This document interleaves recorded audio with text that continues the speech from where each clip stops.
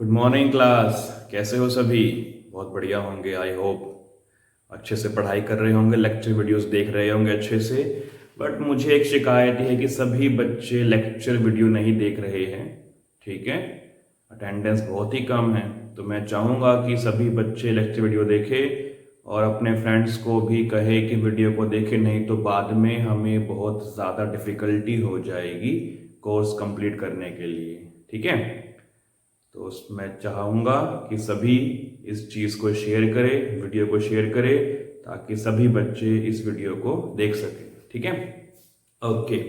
तो कल हमने क्या किया था? कल हमने किया था solubility of solid in liquid. हमने वहां पढ़ा था effect of temperature, effect of pressure, और उस वीडियो का लिंक आपको मिलेगा डिस्क्रिप्शन के अंदर।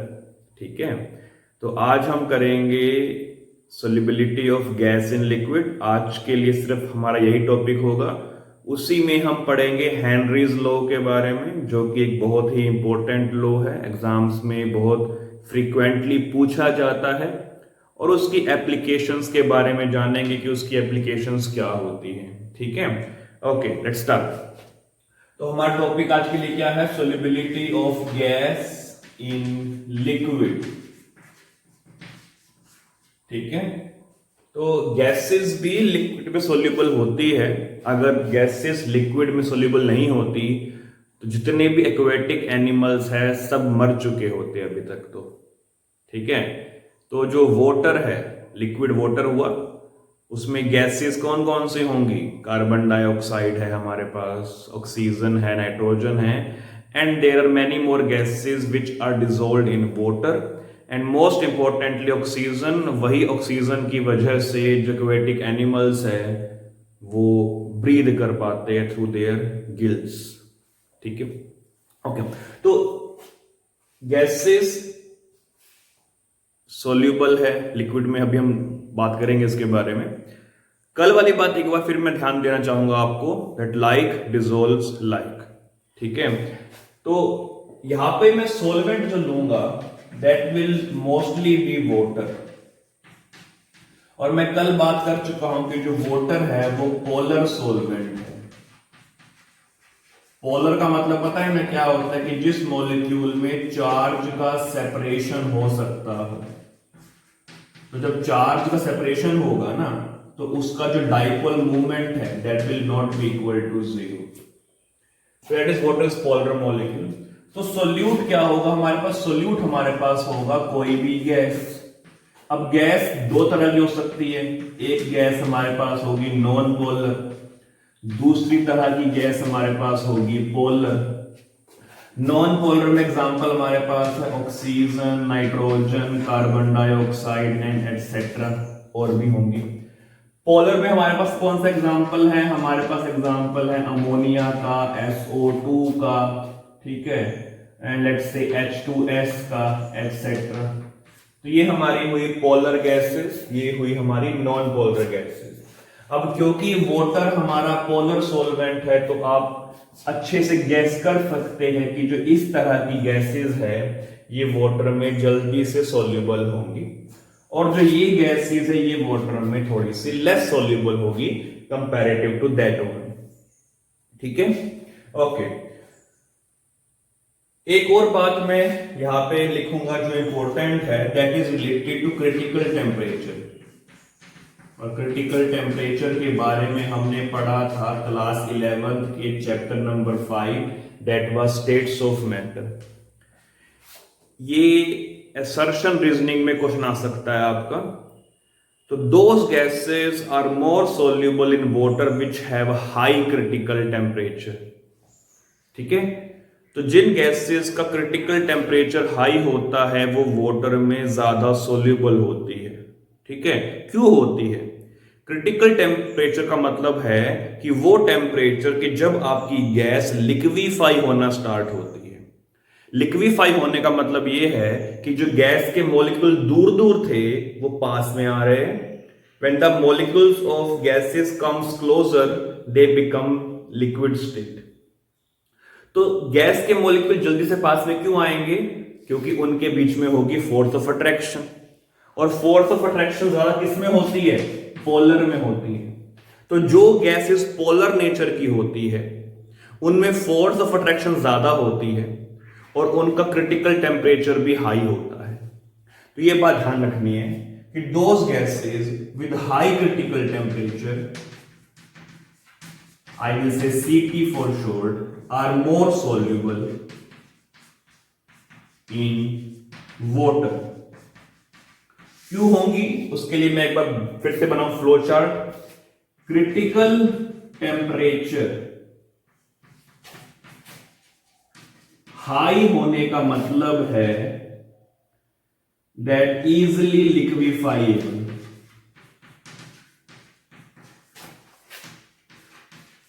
इसका मतलब है कि there is more force of attraction between molecules.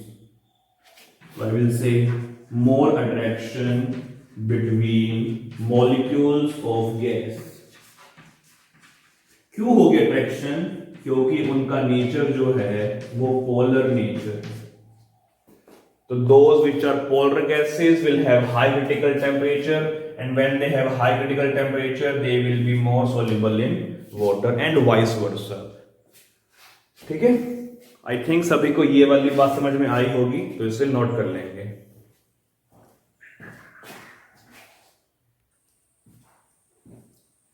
तो अब हम जरा एक इक्वेशन लिखते हैं जिसमें हम गैस को लिक्विड में सॉल्यूबल करवाएंगे और चेक करते हैं उस केमिकल इक्वेशन में हमें क्या क्या ऑब्जर्व होता है।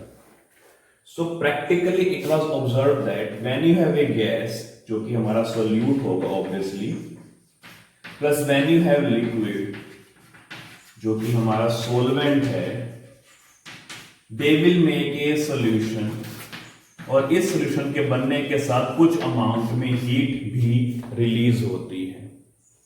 That means solubility of gas is exothermic in nature। ठीक है, चाहे वो कोई भी गैस हो, जब भी कोई गैस हमारी लिक्विड में सोल्यूबल होगी तो जो उसकी रिएक्शन होगी that will be slightly exothermic in nature. ठीक है, इसीलिए जब आप टेम्परेचर को इंक्रीज करते हैं तो जो गैस है वो अनडिजोल्व हो जाती है। ठीक है, हमने ये बात कल करी थी। According to Le Chatelier principle, in an exothermic reaction when you raise the temperature the equilibrium shift towards backward direction, और वी कैन से कि इक्विलिब्रियम कांस्टेंट हैज डिक्रीज्ड। यानी कि इस केस में ये जो इक्विलिब्रियम यहां पर बनेगा हमारे पास, जब मैं टेम्परेचर को बढ़ाऊंगा तो ये रिएक्शन बैकवर्ड की तरफ शिफ्ट हो जाएगी। ठीक है, ये बात ध्यान रखनी है। सेकंड बात, प्रेशर का क्या इफेक्ट होगा? तो जब प्रेशर को बढ़ाऊंगा मैं तो जो गैस की सोल्यूबिलिटी है वो इंक्रीज होगी, तो गैस बिकम्स मोर सोल्यूबल। इसके लिए भी हम ली शैटले प्रिंसिपल का सहारा ले सकते हैं। वो क्या है? मेरे पास है मान लीजिए gas that is G, plus मेरे पास है L that is liquid in equilibrium with the solution. ठीक है, इसके लिए मेरे पास इक्विलिब्रियम कांस्टेंट K, सॉल्यूशन की concentration divide by pressure of gas. Liquid के लिए हमारे पास है unity concentration, because when you have something pure चीज की कंसंट्रेशन कभी चेंज नहीं होती, प्रैक्टिकली इट रिमेन्स कांस्टेंट। ठीक है, so when we increase the pressure the volume of substance decreases. ठीक है, बेसिकली जब वॉल्यूम डिक्रीज होता है तो कंसंट्रेशन हमारी क्या कर जाती है? इंक्रीज कर जाती है। तो मैं बात लिख देता हूं यहां पे कि जब मैं प्रेशर को बढ़ाऊंगा तो जो वॉल्यूम है वो डिक्रीज करेगा, और जब वॉल्यूम डिक्रीज करेगा तो जो कंसंट्रेशन है वो इंक्रीज करेगी। ठीक है, कंसंट्रेशन हमारी इंक्रीज करेगी तो इस केस में हमें कंसंट्रेशन को वापस उसी इक्विलिब्रियम पॉइंट पर लेके आना है, क्योंकि ली शैटलर ये कहता है कि जब कभी भी आप इक्विलिब्रियम में डिस्टरबेंस क्रिएट करेंगे तो रिएक्शन उस डायरेक्शन में जाएगी जहां पे इक्विलिब्रियम दोबारा से उसी स्टेट पर आ जाए। समझे बात मेरी ये वाली ना? Very good. तो मैं रिपीट करता हूं कि जब प्रेशर को बढ़ाया गया तो जो वॉल्यूम है वो कम हो गया। वॉल्यूम कम होने का मतलब है कंसंट्रेशन का इंक्रीज हो जाना। ठीक है, कंसंट्रेशन का अगर मैं लिखता हूं फॉर्मूला तो वो होता है N/V। इस केस में V डिक्रीज हुआ था तो कंसंट्रेशन इंक्रीज हुई थी। ठीक है, अब हमें कंसंट्रेशन को जो है वापस से डिक्रीज करना है। देखिए, कंसंट्रेशन को डिक्रीज करने के लिए हमें नंबर ऑफ मोल्स डिक्रीज करने पड़ेंगे क्योंकि हमने वॉल्यूम फिक्स कर दिया है। Let me explain it with the diagramming situation. ये है मेरे पास एक कंटेनर, यहां मेरे पास प्रेजेंट है गैस। ऊपर से मैंने प्रेशर अप्लाई किया। प्रेशर अप्लाई करने के बाद इस कंटेनर का जो वॉल्यूम है वो डिक्रीज हो गया। देख पा रहे हैं? पहले हमारे पास वॉल्यूम था V1, अब हमारे पास वॉल्यूम है V2 and where V1 was more than V2। अगर इस वॉल्यूम V1 से हमारे पास कंसंट्रेशन C1 बनती है और वॉल्यूम V2 से कंसंट्रेशन C2 बनती है तो जो C2 कंसंट्रेशन है वो C1 से ज्यादा है, बट अंदर के नंबर ऑफ मोल्स जो है वो N ही रहेगी। ये मोल्स किसके हैं? गैस के हैं। समझे बात ना ये वाली? अब हमें वापस से C2 से C1 पे जाना है तो इस नंबर ऑफ मोल्स को डिक्रीज होना पड़ेगा। यहां पे ध्यान दीजिए कि कंसंट्रेशन प्रोपोर्शनल है नंबर ऑफ मोल्स के। अगर नंबर ऑफ मोल्स डिक्रीज होंगे तो कंसंट्रेशन भी डिक्रीज होगी। ठीक बात है ये वाली? तो अब क्योंकि मैं C1 से C2 पर आया हूं, इक्विलिब्रियम डिस्टर्ब हो गया, उस इक्विलिब्रियम को वापस अपनी स्टेट पे ले जाने के लिए मुझे इस कंसंट्रेशन C2 को वापस से C1 में कन्वर्ट करना पड़ेगा। तो C2 को C1 में कन्वर्ट करने के लिए मुझे नंबर ऑफ मोल्स जो है वो डिक्रीज करने पड़ेंगे। गैस के नंबर ऑफ मोल्स डिक्रीज करने पड़ेंगे। तो गैस के मोल्स डिक्रीज कैसे होंगे? जब ये गैस यहां से अपनी क्वांटिटी कम करके सॉल्यूशन की तरफ जाएगी, यानी कि प्रेशर बढ़ाने से गैस की सॉल्युबिलिटी सॉल्यूशन में इंक्रीज हो जाती है। आई होप सभी को ये वाली बात समझ में आई होगी। ठीक है, तो इस चीज को जरा आप नोट कर लीजिए।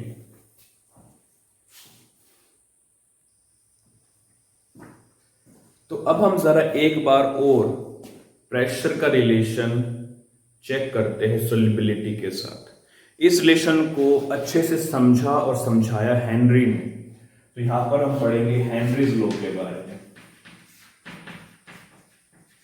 हेनरीज लॉ बेसिकली डील करता है प्रेशर ऑफ गैस एंड उस गैस की सॉल्युबिलिटी के अंदर।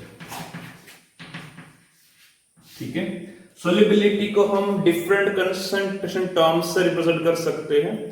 तो जो बिल्कुल बेसिक बात हेनरी ने हमें कही थी वो ये कही थी कि मान लीजिए कि मेरे पास एक कंटेनर है, उस कंटेनर में मेरे पास प्रेजेंट है कोई लिक्विड, लेट्स से लिक्विड का नाम है L। इसमें मैंने गैस ऐड कर दी, let's say gas was G, और अब ये गैस जो है वो कंटेनर के अंदर प्रेजेंट है और मैंने कंटेनर के ऊपर पिस्टन लगा दिया है।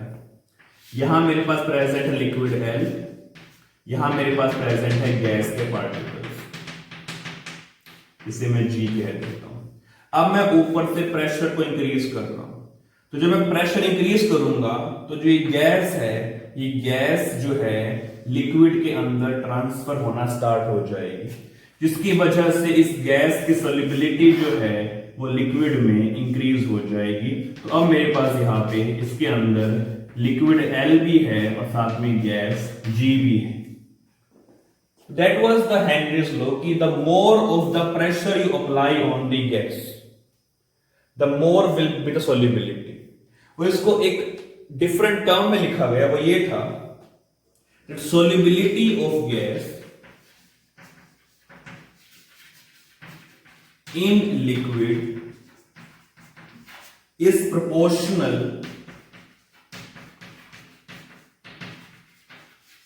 to the partial pressure of gas. What is the meaning of partial pressure? Partial का मतलब होता है इनकम्प्लीट। इनकम्प्लीट क्यों कहा गया यहां पे, वो ध्यान देंगे। मैं फिर से ड्रॉ करता हूं एक कंटेनर को। यहां मेरे पास प्रेजेंट है लिक्विड। लेट्स से ये कंटेनर ऊपर से बंद है, ठीक है। आपने 11th क्लास में एक बात पढ़ी होगी जिसका नाम था वेपर प्रेशर। वेपर प्रेशर का मतलब है कि जब कोई लिक्विड किसी कंटेनर में प्रेजेंट होता है तो उस लिक्विड के कुछ वेपर्स उसके ऊपर प्रेजेंट होते हैं, लिक्विड के ऊपर। मतलब मान लीजिए कि यहां पे लिक्विड L है, तो यहां पर मेरे पास प्रेजेंट होंगे वेपर्स ऑफ लिक्विड L, ठीक है। अब इसी में ही अगर मैंने कोई गैस G भी ऐड कर दी, मान लीजिए ये कोई गैस G भी है, तो अब इस जगह पर मेरे पास लिक्विड के वेपर है प्लस मेरे पास गैस भी प्रेजेंट है। इन दोनों का प्रेशर PT बनेगा। अगर मुझे इसके इंडिविजुअल प्रेशर की बात करनी है तो मैं एक टर्म का यूज करता हूं, उस टर्म को बोलते हैं पार्शियल प्रेशर। तो when you have a mixture of gases, और अगर आपको किसी एक गैस की बात करनी है तो आप यूज करेंगे टर्म पार्शियल प्रेशर। इसलिए मैंने यहां पे टर्म यूज की partial pressure of the gas. मतलब जितनी ज्यादा G होगा, जितना ज्यादा G की क्वांटिटी यहां पर होगी इधर, उतनी ही ज्यादा उसकी सोल्यूबिलिटी होगी। समझे बात ये वाली? तो इस चीज को मैथमेटिकली लिखा गया। पहले सोल्यूबिलिटी को डिफाइन किया गया मास के साथ। तो ये कहा गया कि pressure of gas is proportional to mass. ये मास कहां पे होगा? ये मास होगा in mass, that will be mass of gas in liquid. So P was proportional to M, ठीक है। बट देन उसको चेंज किया गया कंसंट्रेशन टर्म के अंदर, and that concentration term was taken to be mole fraction. So now P of gas is proportional to mole fraction of gas. Now that mole fraction is in liquid. That is the mole fraction of gas in liquid. ठीक है, okay. अब इस proportionality sign को remove करेंगे तो ये बनेगा Pg is equal to KHxG, where KH is known as Henry's constant.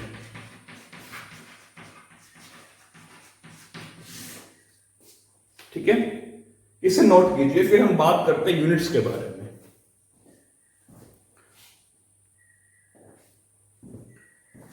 अच्छा, एक बात और मैं बताना चाहूंगा यहां पे कि किसी किसी बुक में यहां तक पहुंचने का एक डेरिवेशन भी होता है, ठीक है। मैं जरा एक बार उस डेरिवेशन के बारे में बात कर लेता हूं कि हम यहां तक कैसे पहुंच सकते हैं यूजिंग दिस डेफिनेशन, ठीक है। तो सोल्यूबिलिटी को मैं मान लेता हूं X, मतलब मोल फ्रैक्शन। किसकी मोल फ्रैक्शन? गैस की मोल फ्रैक्शन लिक्विड के अंदर। That be Xg, that is proportional to Pg।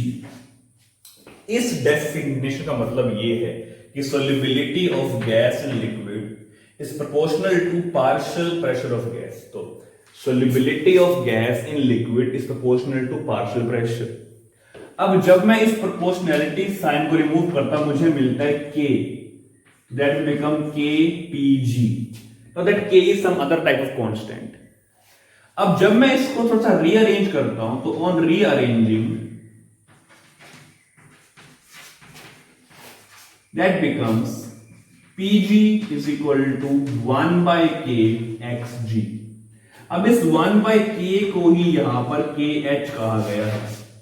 So when I replace this term तो मुझे मिलता है Pg is equal to KHxG, and that is the same equation जो हम चाहते थे। That is how we can derive the formula. अब हमें बात करनी है यूनिट्स के बारे में कि इसकी यूनिट क्या होगी।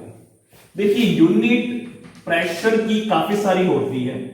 It can be ATM, atmosphere, it can be bar, it can be millimeter of Hg, it can be torr, not torr, it can sorry Pascal. ठीक है, so these are some units of the pressure. Clear? हाँ, torr भी होती है, so I can write torr also. So these are units of pressure. Mole fraction की unit क्या होती है? It is a fraction and fractions are unitless. So mole fraction is unitless. This is unitless. So P की unit ये है ATM bar, mm of Hg, pascal, torr. It is unitless. तो इसका मतलब जो केएच की यूनिट होगी that will be equal to the unit of pressure. Clear और नॉट? क्योंकि ये यूनिट, इसकी यूनिट जो है वो यूनिटलेस है. ये बार में है तो ये बार में होगा, है कि नहीं? डायमेंशनल एनालिसिस आपने किया था 11th क्लास में फिजिक्स में, है ना? तो अगर ये यूनिटलेस है, ये एटीएम है तो ये एटीएम होगा, ये बार है तो ये बार होगा, ये पास्कल है तो ये पास्कल होगा, एंड सो ऑन. इसे भी नोट कर लेंगे.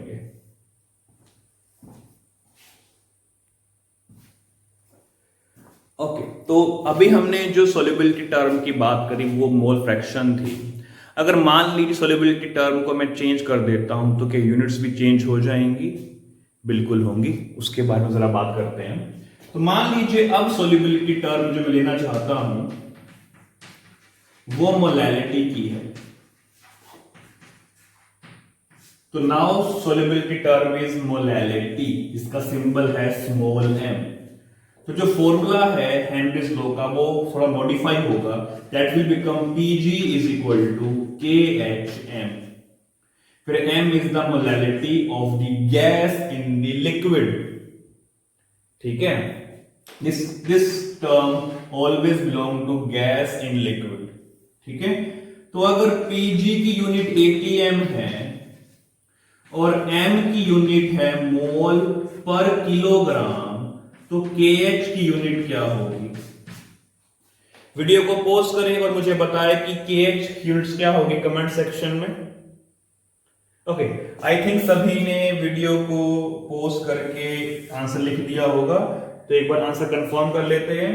तो KH बनेगा PG divide by M. PG हमारे पास ATM है, ये हमारे पास है मोल पर किलोग्राम. तो इसका मतलब है KH की यूनिट बनेगी ATM किलोग्राम पर मोल. This will be unit of KH when we have molality as the concentration term. Okay. तो ये हुई बात हमारे पास हेनरीज लॉ में कुछ के फॉर्मूले के बारे में. क्या हम इसमें न्यूमेरिकल ट्राई करें? बिल्कुल करेंगे. तो हम एक न्यूमेरिकल ट्राई करेंगे, बाकी न्यूमेरिकल की जो क्वेश्चंस होंगे वो डिस्क्रिप्शन में मिल जाएंगे आपको, उसको जरा वहां से चेक कीजिएगा. ओके, तो लेट्स से मेरे पास फर्स्ट न्यूमेरिकल है. मुझे कहा गया calculate molality of oxygen gas in water if partial pressure of O2 is 4 atm and KH is, let's say, 4 into 10 की पावर 5 atm किलोग्राम पर मोल. यूनिट्स का मेंशन होना बहुत ही ज्यादा जरूरी है. अगर यूनिट्स हमारी मेंशन नहीं है, हमारी यूनिट्स मैच नहीं करती है, तो हमारा जो आंसर है वो गलत आ सकता है. क्योंकि मुझे मोलैलिटी के टर्म्स में निकालनी है, इसलिए KH की यूनिट्स में मोलैलिटी का इनवर्स दिया गया है. इसे सोल्व करेंगे. सॉल्यूशन क्या होगा इसका? हमारे पास फॉर्मूला है Pg is equal to KHm, where m is the molality of gas in liquid. Pg हमें दिया गया है 4 atm. ठीक है, KH हमें दिया है 4 into 10 की पावर 5 atm किलोग्राम पर मोल. और यहाँ पे हुआ मोलैलिटी हमें m चाहिए, तो मोलैलिटी बनेगा 4 डिवाइड बाय 4 into 10 की पावर 5 एटीएम से एटीएम कैंसिल होगा, दैट विल बिकम मोल पर किलोग्राम। ये कट तो मोलैलिटी हमारे पास बनेगा 10⁻⁻5 मोल पर kilogram. I think you got that part, इसे नोट कर लेंगे।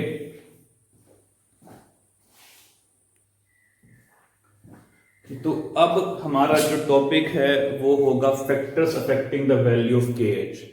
KH एक कांस्टेंट तो है, बट इस कांस्टेंट की वैल्यू डिपेंड करती है टेम्परेचर पे और नेचर ऑफ गैस पे, साथ ही साथ नेचर ऑफ लिक्विड पे भी, क्योंकि लिक्विड में ही तो गैस डिसॉल्व होगी ना। सो किस किस पे डिपेंड करता है ये डिपेंड करता है टेम्परेचर के ऊपर, ये डिपेंड करता है नेचर ऑफ गैस के ऊपर।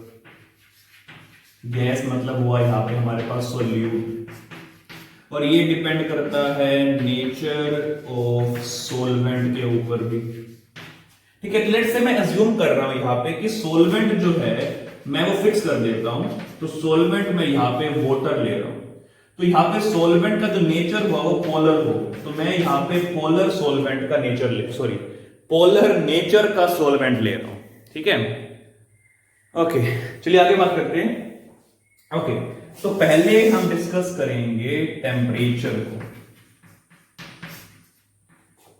बहुत ही कॉमन सी बात है ये वाली कि जब आपके पास एक लिक्विड है, उस लिक्विड में गैस प्रेजेंट है, और जब आप उस लिक्विड को हीट करते हैं तो गैस अनडिसॉल्व होना स्टार्ट हो जाती है, मतलब गैस की सोलिबिलिटी कम हो जाती है। इसी बात को हमने डिस्कस किया था स्टार्टिंग में on the basis of Le Chatelier principle, याद है ना? वेरी गुड, याद है।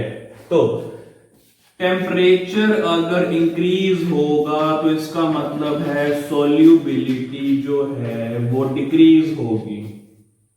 ठीक है, मान लेते हैं let pressure is constant, pressure को मैंने कांस्टेंट रख दिया है, pressure is constant and formula is P is equal to KHXG PG, where PG is constant। ठीक है, टेम्परेचर बढ़ाया, XG solubility कम हो रही है, XG this is decreasing, ये कम हो रहा है, तो इसको कांस्टेंट रखने के लिए KH को इंक्रीज होना पड़ेगा। यस और नो कमेंट सेक्शन में बोले, यस और नो। मैं रिपीट कर रहा हूं बात ये वाली, क्योंकि प्रेशर कांस्टेंट है, मैंने टेम्परेचर को बढ़ाया तो सोलिबिलिटी कम होगी अकॉर्डिंग टू ली-शैटलर प्रिंसिपल। सोलिबिलिटी कम होने का मतलब है कि XG की वैल्यू डिक्रीज कर रही है, तो इसको कांस्टेंट रखने के लिए KH को इंक्रीज होना ही पड़ेगा। अगर समझ नहीं आई बात ये वाली तो एक एग्जांपल लेते हैं। लेट्स से 4 होता है 2 × 2। Let's not multiply, let me add it. तो 4 होता है 2 + 2। मान लेते हैं कि मैं इस चीज को 3 कर देता हूं, तो अगर मैं इसको 3 कर देता हूं तो इससे 1 करना पड़ेगा, है कि नहीं? मतलब अगर मैंने इसको इंक्रीज किया तो इसको डिक्रीज करना पड़ेगा, तभी तो ये रिमेन कांस्टेंट रहेगा ना। इसलिए इसको अब XG मान लीजिए, XG कम हो गया तो KH को बढ़ना पड़ा। देख पा रहे ना बात ये वाली? क्लियर और not? Very good, I think it is clear. तो main thing is when temperature is increased KH is increased, तो टेम्परेचर बढ़ेगा तो KH भी बढ़ेगा। ये हुई हमारी फर्स्ट मेन बात। अब आता है एक और बात के ऊपर। अब मैं कहता हूं कि मेरे पास नेचर ऑफ सोल्यूट को मैं चेंज करता हूं। लेट्स से पहले मेरे पास नेचर है पोलर नेचर, किसका? सोल्यूट। सोल्यूट कौन है यहां पे? गैस है। ओके, तो मैं ये जानता हूं लाइक डिसॉल्व्स लाइक, कि जो जैसा है उसी में घुल जाता है, तो वाटर में वो गैस डिसॉल्व होगी जो पोलर होगी। तो मान लेते हैं मेरे पास पोलर गैस ही है, तो अगर पोलर गैस है वाटर में डिसॉल्व करना चाहते हैं तो उसकी सोल्युबिलिटी ज्यादा होगी। सॉल्युबिलिटी ज्यादा होने का मतलब है कि उसकी Xg की वैल्यू ज्यादा होगी। अभी भी मैंने यहाँ पे Pg को कांस्टेंट माना है, प्रेशर मेरा कांस्टेंट रहेगा, ठीक है। तो प्रेशर Pg होता है KHxg। अब Xg को तो मैंने बढ़ा दिया है, इसे मुझे रखना है कांस्टेंट, तो इसका मतलब है KH को कम होना पड़ेगा, KH मस्ट बी लेस, है कि नहीं। तो when you have polar gas in polar solvent, solubility will be high, तो KH will be low। तो बताइए बात है ना, समझ में आ गई बात सबको ये वाली, वेरी गुड। तो इन जनरल, तो when Xg increases, KH decreases, ये कब होगा, जब P हमारे पास कांस्टेंट होगा, प्रेशर हमारे पास कांस्टेंट होना चाहिए, ठीक है। तो अब मैं इसकी एक समरी लिखूंगा, उसके पहले आप ये लिख लीजिए जरा।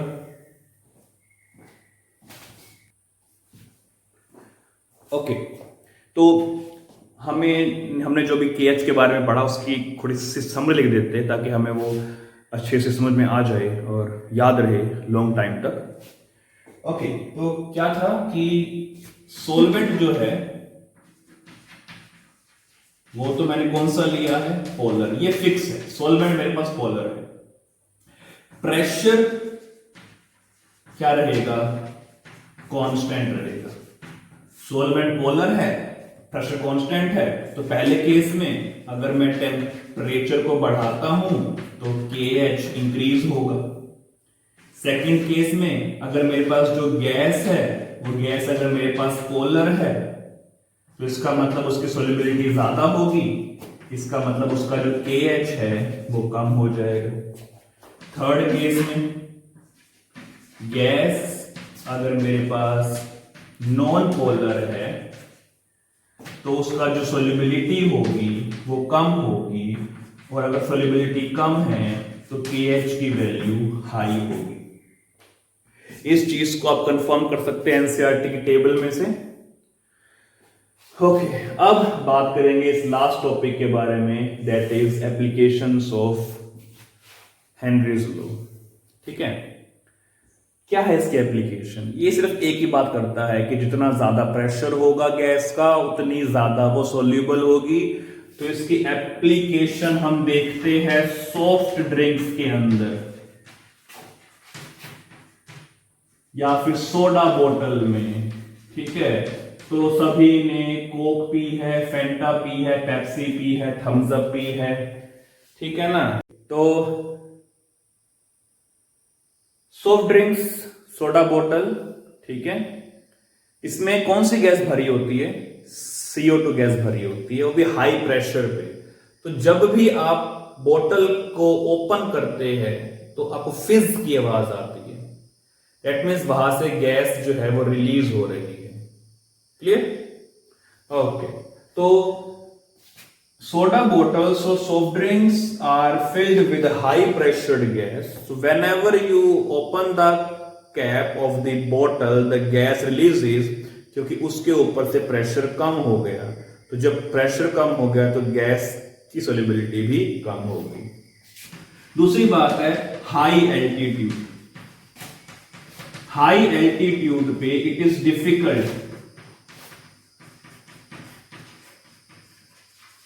डिफिकल्ट टू ब्रीथ,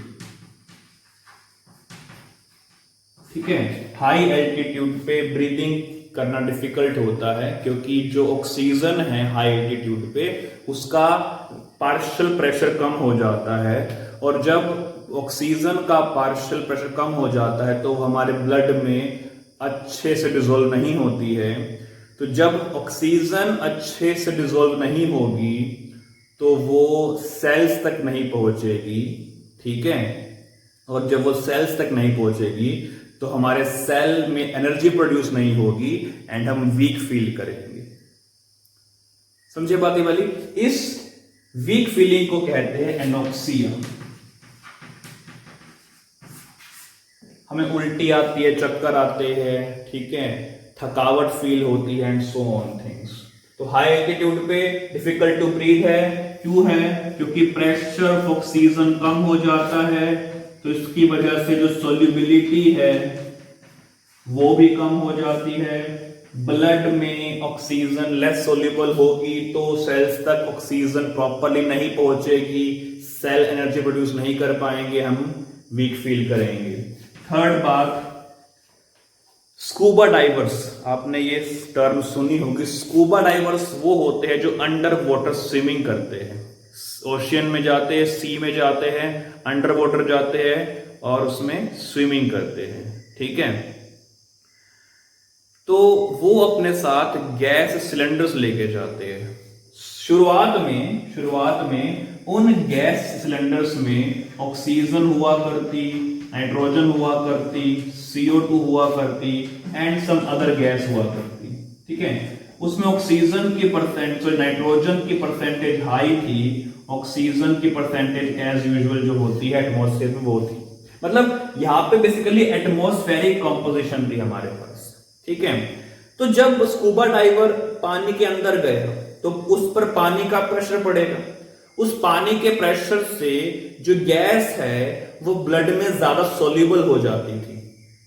कौन कौन सी गैस? ऑक्सीजन तो सोल्यूबल होगी ही होगी, साथ ही साथ नाइट्रोजन भी उसमें डिसॉल्व हो गई। किसमें डिसॉल्व हो गई? ब्लड के अंदर। अब स्कूबा डाइवर ने ऊपर आना स्टार्ट किया, ऊपर मतलब सरफेस पे, पानी के सरफेस पे। तो जब वो पानी के सरफेस पे आया तो उस पर जो एक्सेस प्रेशर था वाटर का वो कम हो गया। अब क्योंकि प्रेशर एक्सेस कम हो गया है तो अब गैस अनडिसॉल्व होना स्टार्ट हो जाएगी। कौन सी गैस? Nitrogen gas. ऑक्सीजन क्यों नहीं? क्योंकि ऑक्सीजन तो सेल्स ने कंज्यूम कर ली एनर्जी प्रोड्यूस करने के लिए। तो नाइट्रोजन गैस जो है वो ब्लड से बाहर आना स्टार्ट करती है और वो कैपिलरीज में बबल्स क्रिएट करती है, और जब वो बबल्स बर्स्ट होते हैं तो बहुत पेन होता है। उस कंडीशन को हम बेंड्स कहते हैं। तो इस कंडीशन में क्या होता है कि जो नाइट्रोजन डिसॉल्व थी कहां पे? ब्लड में। हाई प्रेशर पे डिसॉल्व हुई थी ना वो, तो जब स्कूबा डाइवर सरफेस पे आया तो वो हाई प्रेशर चेंज हो गया लो प्रेशर में। इसकी वजह से सॉल्युबिलिटी कम हुई, बबल्स बने, बबल्स फूटे, हमको बहुत पेन हुआ, उसको कहते हैं बेंड्स। तो इस बेंड्स की कंडीशन को कम कैसे करना है? अगर मैं नाइट्रोजन का प्रेशर कम कर दूं, पार्शियल प्रेशर अगर मैं नाइट्रोजन का कम कर देता हूं तो उसकी सॉल्युबिलिटी कम होगी, सॉल्युबिलिटी कम होगी तो बेंड्स क्रिएट नहीं होगा। तो देन उन टैंक्स में हमने हीलियम भी ऐड करना स्टार्ट कर दिया, क्योंकि हीलियम हाईली नॉन पोलर है तो वो डिसॉल्व होती ही नहीं है ब्लड के अंदर। इसको ऐड करने से इसका पार्शियल प्रेशर कम हो गया, ठीक है। इसकी मान लीजिए पहले कंसंट्रेशन थी 70%, आफ्टर एडिंग दिस इसकी कंसंट्रेशन कितनी रह गई? सिर्फ 20% के आसपास। That is I am assuming, the exact data is given in the book. तो 70% स्टार्टिंग में थी, आफ्टर एडिंग हीलियम इसकी अमाउंट 20% रह गई सिर्फ। 20% अमाउंट का मतलब है पार्शियल प्रेशर का कम हो जाना। तो जब पार्शियल प्रेशर कम हो गया, सॉल्युबिलिटी कम होगी, तो जब स्कूबा डाइवर ऊपर आएगा तो उसको बेंड्स क्रिएट नहीं होगा। आई थिंक सभी को ये बात समझ में आई होगी, ठीक है। तो इसे नोट कर लेंगे जरा। ओके, स्क्रीनशॉट लेके सभी ने इसको नोट कर लिया होगा आई थिंक। तो अब हम इतना ही करेंगे आज, ठीक है। बाकी हम करेंगे कल हम क्या करेंगे? कल हम पढ़ेंगे solubility of liquid in liquid, ठीक है। तो इस वीडियो को आप शेयर करें, सब्सक्राइब करें चैनल को ताकि नोटिफिकेशन मिलता है आपको, और वीडियो को लाइक भी करेगा पसंद आई है तो, साथ ही साथ शेयर करें अपने फ्रेंड्स के साथ ताकि वो भी इसे देख सके, ठीक है। सो तब तक के लिए stay healthy, be safe and by two all.